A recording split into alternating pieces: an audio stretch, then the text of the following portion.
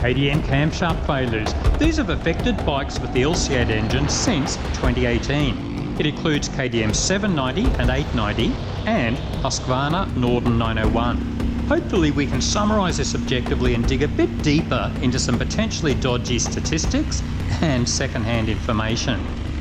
A quick history of established facts since 2018. A growing number of angry and frustrated owners report the issue online. Some owners had warranty claims rejected, others were fixed under warranty but waited up to 6 months due to the lack of camshafts.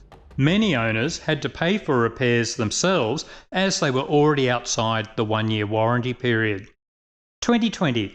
After 2 years, KTM does not publicly admit there's a problem, but they later said that they had fitted a larger oil strainer to correct the problem.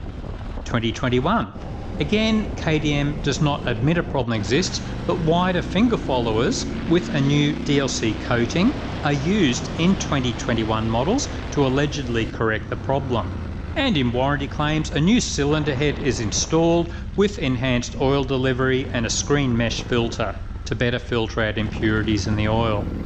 January 2024, a Facebook group about KTM failed camshafts begins. It includes owners with camshaft failures, but also owners wanting to keep informed about the issues. It currently has over 12,000 members and it puts a lot of pressure on KTM to admit there is a problem.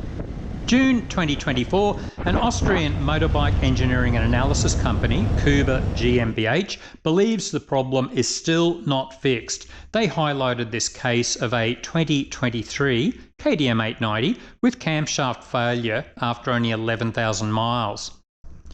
July 2024, KTM finally admits publicly there is a problem after 6 years. They claimed there is nothing wrong with the camshafts.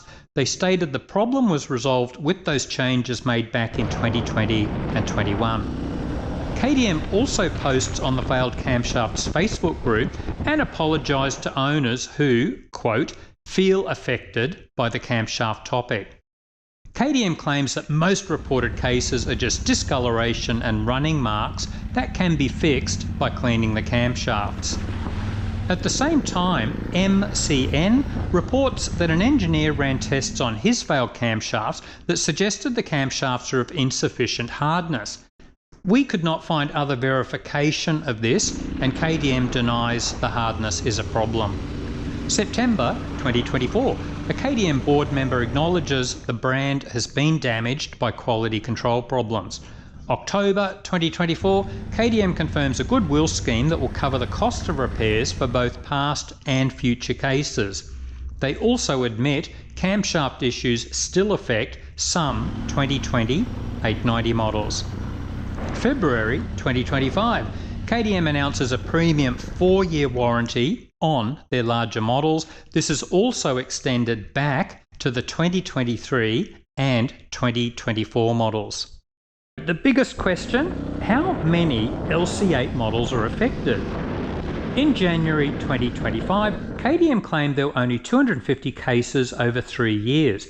That's only 0.5% of LC8 models sold worldwide. Many owners think it's a lot higher. Is this only the original warranty claims that were honoured? What about those claims rejected but later accepted under the goodwill scheme? When it took 6 years of pressure for KTM to finally admit the problem, it is understandable that many are sceptical of KTM's claims. Several owners have attempted to publicly compile a database, but most owners don't even know it exists. Some disgruntled owners believe all camshafts will fail prematurely, but there are plenty of owners with high mileage and zero issues.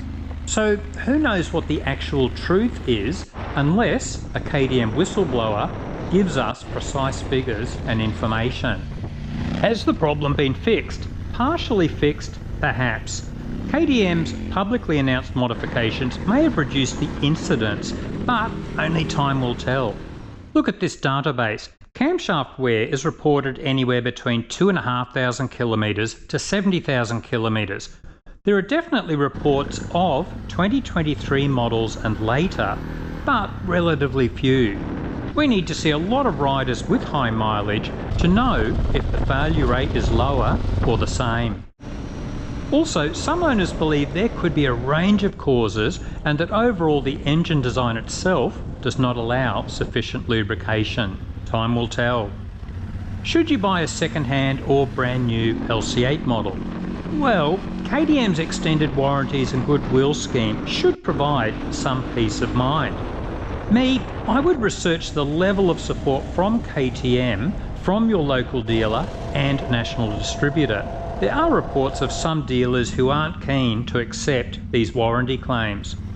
Also, parts availability can be a real issue in some countries. Some owners have waited up to 6 months or longer before their new camshafts arrived.